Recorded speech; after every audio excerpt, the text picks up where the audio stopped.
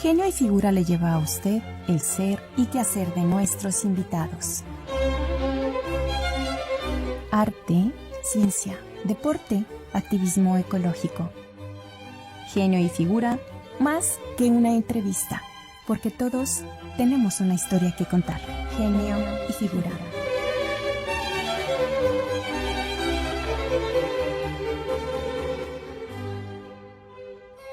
Soy Carlos Reyes Sagún, nací en Aguascalientes en 1956.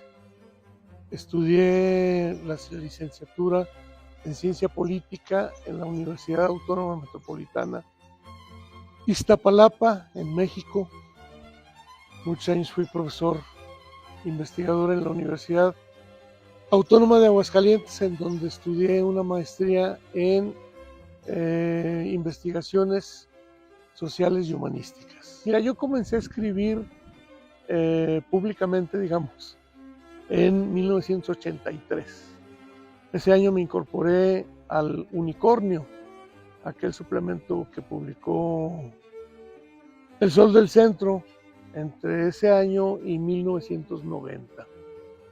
Tuve el privilegio de participar durante toda la trayectoria, básicamente, e incluso fui invitado al último número, lo cual yo considero un honor. Y en algún momento, yo no sé si de pronto en esta trayectoria académica me di cuenta que había poca atención hacia lo actual. Es decir, te pongo un ejemplo. En 1990, el Papa Juan Pablo II estuvo en el aeropuerto de Aguascalientes de paso para ir a San Juan, ¿no? A mí me pareció que era un acontecimiento insólito, algo que nunca había ocurrido en la historia de Aguascalientes. Que un papa saliera de Roma con la veneración que se les tiene entre nosotros como católicos, pues era bastante raro, y que viniera a Aguascalientes, pues todavía más raro. Y yo me acuerdo que en ese momento me fui yo a la biblioteca, estuve investigando sobre sociología religiosa, literalmente como un diletante, como un aficionado, sin mayor formación académica en ese sentido. Y yo decía, oigan, hay que hacer algo, hay que hacer algo con esto. Y yo no encontré eco en esto. Mi esposa y yo, pero entonces yo dije, bueno, es que tengo que hacer algo sobre esto. Y efectivamente produje dos productos, digamos. Por una parte, un ensayo donde trabajaba el discurso que Juan Pablo II dio en Aguascalientes, y más importante todavía, una crónica. Para ello, evidentemente, mi esposa y yo fuimos al aeropuerto. Estuvimos toda la noche ahí, la mañana, el ambiente, la fiesta, la euforia de la gente. A mí me interesaba mucho eso. Me da la impresión de que generalmente la prensa atiende poco a lo que sucede fuera del círculo político, del círculo dirigente, digamos. Sí, las palabras del gobernador, sí, las palabras del obispo, pero ¿y la gente común y corriente? Entonces yo me interesé por trabajar esto, ¿no? Y aparte, bueno, el hecho de haber sido director de casas de cultura, pues me dio el privilegio de conocer prácticamente todo el estado. Y fui de sorpresa en sorpresa, de encontrar cosas que de pronto desde la ciudad no se ven. Aguascalientes sigue siendo una ciudad sin estado, una ciudad que se mira a sí misma y que no tiene, pues no sé si la voluntad o la capacidad, o está muy ocupada en sí misma como para ver más allá del tercer anillo de circunvalación. No ve a los pueblos. Confieso que, siendo director de Casa de Cultura, fue la primera vez que yo fui a lugares como Asientos, como Tepesalá. A Cocío, bueno, pasaba yo rumbo a Zacatecas, pero jamás había entrado al pueblo. En fin. Y bueno, me encontré con un mundo de una gran riqueza, muy digno de ser difundido. Entonces, yo me cargué por la crónica por ese lado. Ahora, por otro lado, tendría que señalarte que, como te digo, comencé a colaborar en El Unicornio en 1983 y publicaba reseñas de libros que leía que me parecían interesantes, escribí un resumencito, publiqué una revista de astronomía, perdón, una sección de astronomía, que si el eclipse que si el otro, y que si lo demás para allá. Entonces, yo lo siento que era un poco cierta búsqueda de una voz propia, una voz personal. También hice mis pinitos literarios, escribí algún cuentillo. Ahí andaba yo con inquietudes. Y finalmente encontré que la crónica era donde yo tenía mi voz. Ahí encontré mi voz. Ahí en la crónica soy yo, digamos. O para decirlo de otra manera, ¿cómo te explico? En la crónica no tengo límites. Soy yo, no tengo que responderle a nadie, no estoy limitado por esto. Claro, evidentemente, no escribo todo lo que quisiera o todo lo que pasa por mi mente, pero ahí es donde me siento más cómodo. Y entonces, aquí te cuento que en 1999 muere el profesor Alejandro Topete del Valle. En julio. Y entonces, pues queda vacante el cargo de cronista de la ciudad, porque ese era el cargo que tenía el profesor Topete. Entonces el Congreso del Estado aprovecha el viaje y ya no se nombra un nuevo cronista, sino que se legisla, se crea una ley de fomento ley del patrimonio cultural del Estado. Fomento y protección del patrimonio cultural del Estado. Y esta ley tiene un capítulo dedicado al Consejo de la Crónica. Se crea un consejo. Yo recuerdo que se organizaron foros de discusión. Yo me acuerdo haber asistido, no sé cuántos harían. Yo me acuerdo de uno donde se discutía qué hacemos, nombramos a una persona o nombramos a un consejo, etc. Desde luego en este foro participaron pues gente de la academia, gente interesados en el tema. Bueno, finalmente se aprueba esta ley y se crea el primer Consejo de la Crónica del Estado. El Consejo de la Crónica del Estado, el primero y desgraciadamente hasta ahora el único, toma posesión el 28 de diciembre de 2001. Era un cargo sexenal con derecho a renovación. Desgraciadamente no se renovó y no se ha vuelto a renovar. Yo siento que había cosas que estaban sueltas en la ley, cosas relacionadas con la operación del consejo, con sus funciones, etc. Pero bueno, confieso que entonces comencé yo con una columna en el Heraldo de Aguascalientes que lleva ya más de 20 años publicándose. Cuando se acabó el consejo y no se renovó, pues yo simplemente le quité lo de cronista del Estado de Aguascalientes y lo seguí. Pero después se armó un consejo de la crónica del municipio de Aguascalientes, que fue armado por la doctora Evangelina Terán, siendo directora del IMAC. Y esa fue la buena. La mala es que la toma de posesión ocurrió el 20 de diciembre de ese año, que fue 2013, 10 días antes del final de la administración de la licenciada Lorena Martínez. Entonces, como suele suceder, pues llega el nuevo presidente municipal, el ingeniero Juan Antonio Martín del Campo, y no se retoma el proyecto. Yo hablé tanto con el regidor de Cultura en ese momento, como el director del IMAC en ese momento, y pues no, a nadie le interesó. No funciona el Consejo de la Crónica del municipio. Yo sigo con mi columna. Existe una asociación de cronistas municipales en la que participo, que se reúne periódicamente en los municipios. Y bueno, pues eso es todo, ¿no? En términos generales. De origen me convertí digamos, he dividido mi vida profesional en dos grandes sectores. Por una parte, el sector público y por otra, el sector educativo. En enero de 1981 me incorporé como ayudante del secretario general de gobierno, el licenciado Joaquín Cruz Ramírez. Con él estuve 6 años. Iniciando, el gobernador era Rodolfo Landeros Gallegos.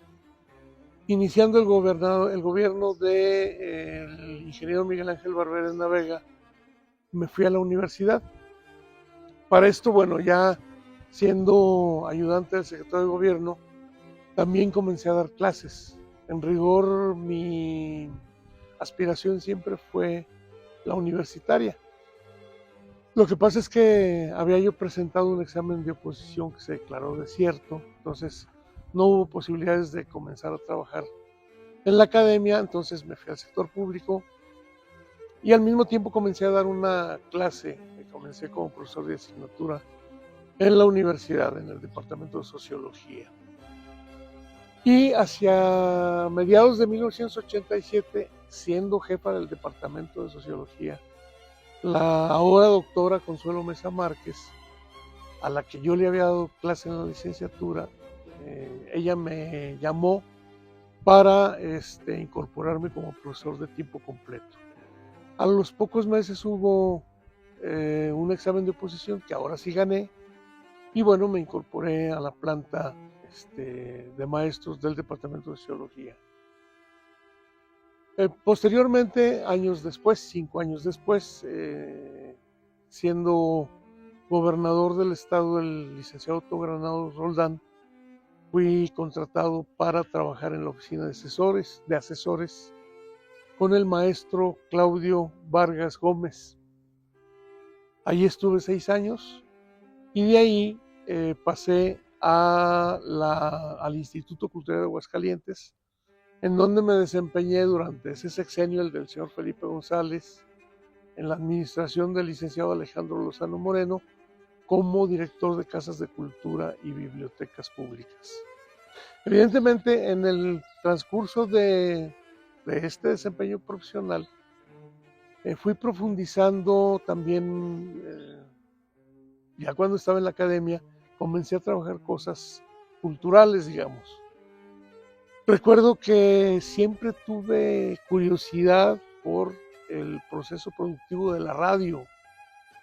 Entonces, mi amigo Marco Alejandro Cifuentes, que producía un programa junto con el arquitecto J. Jesús López García, Rocky Diálogos, me invitó en algún momento a la grabación de su programa. Y empecé yo así un poco a alimentar cierta deseo de incorporarme a Radio Universidad. Y un día fui con el señor José Dávila Rodríguez y le solicité un programa. Él me pidió que le presentara un proyecto. Le presenté un proyecto y lo aprobó, y este programa se transmitió entre noviembre de 1990 y marzo, abril más o menos de 1993. Se llamó Cajón Desastre y era semanal. Y ya un poco sobre la marcha, el señor Dávila me invitó a incorporarme al equipo que producía Altranco, Origen Esencia, un programa de charrería en la misma Radio Universidad. Entonces, bueno, con el trato con el señor Dávila, andando el tiempo, él hizo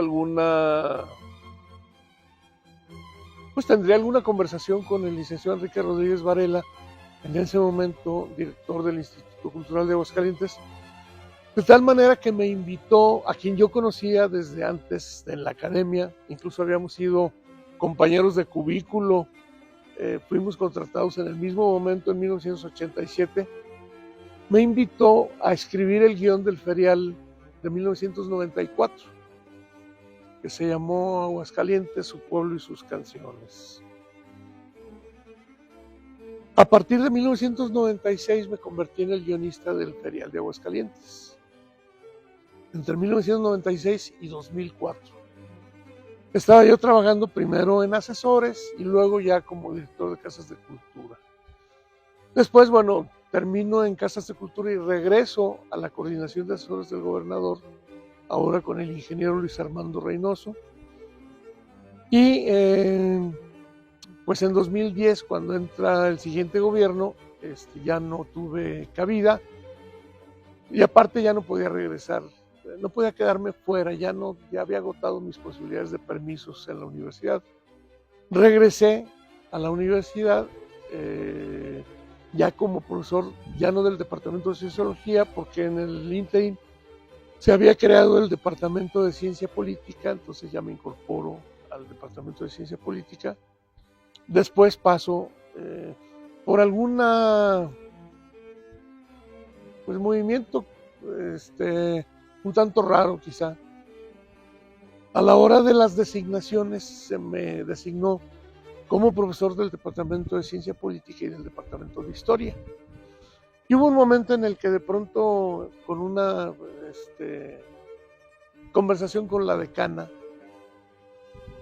la propuesta de irme de tiempo completo al Departamento de Historia, cosa que a mí me pareció fabulosa, porque en última instancia, invariablemente mis intereses habían corrido por el lado de la historia. Ya me incorporo al Departamento de Historia, ahí estoy hasta que fui nombrado director del Instituto Cultural de Aguascalientes en marzo de 2021.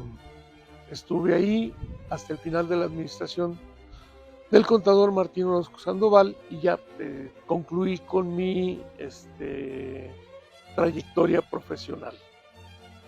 Hace poco me hicieron el privilegio, el cronista de San José de Gracia, Víctor Burgos, me invitó a presentar el libro Desplazamiento, Resistencia y Memoria de la historiadora Lucero del Rocío Solís Ruiz Esparza.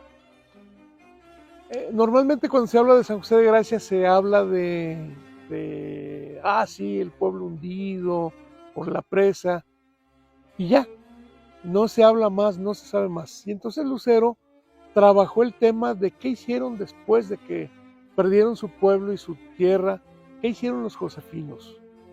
Entonces su trabajo, que fue su trabajo excepcional para alcanzar el título, trató sobre las gestiones que realizaron la gente de San José de Gracia, pues para que los indemnizara, ¿no? Porque llegaron y hicieron la presa sin decir agua va, sin consensar, sin nada. Y un día llegaron y les dijeron, ¿saben qué? Váyanse porque esto va a quedar bajo el agua. Así literalmente. Sin que a nadie le importara nada. Y entonces es muy interesante porque ella acude a los archivos, ve documentos, analiza documentos, analiza, digamos, las peticiones del presidente municipal, los reclamos, y de vez en cuando se cuela la voz de la gente, pero muy de vez en cuando. Justamente yo decía que ahí faltó el cronista que dijera, la gente se salió, se quedó, qué hizo, cómo se sentían los perros, sacar las cosas de su casa, en fin, alguien que contara la carnita de la humanidad del hecho mismo, y no simplemente se fueron, se ubicaron, el Congreso del Estado desapareció el municipio, o sea, lo eliminaron, ¿no? Casi me puedo imaginar al presidente municipal yendo y viniendo a las oficinas del gobierno, preguntándose por qué, explicándole a la gente. Todo eso se perdió y yo creo que eso es algo que puede hacer muy bien el cronista. El sentir de la gente, el sentir del pueblo, lo que pasa desapercibido. A veces me da la impresión de que yo tuve el privilegio de vivir ambos mundos, el mundo del historiador y el mundo del cronista, y a veces pareciera que son incompatibles. Yo creo que no, yo creo que serían complementarios. Y que en todo caso al cronista le interesaría lo que yo he llamado, tratándose de un torno, de un artesano, la rebaba de la materia prima del historiador. Lo que el historiador no requiere o no le interesa, que hace a un lado, ese es el objeto del cronista. Por eso yo creo que es importante la crónica. ¿Qué sentimos ahora de tantas cosas? ¿Qué pensamos de nosotros mismos, de la feria, del gobierno, del crecimiento de la ciudad? ¿Qué voces son las que están en las partes nuevas de la ciudad? ¿Cómo ve la ciudad la gente que llega? En fin, todo eso no consta en ningún lado. Todo eso es materia prima de un cronista. Muy bien, muchísimas gracias. La verdad me siento honrado por esta entrevista para Genio y Figura, porque siento que es un poco una distinción y así lo considero. Muchas gracias.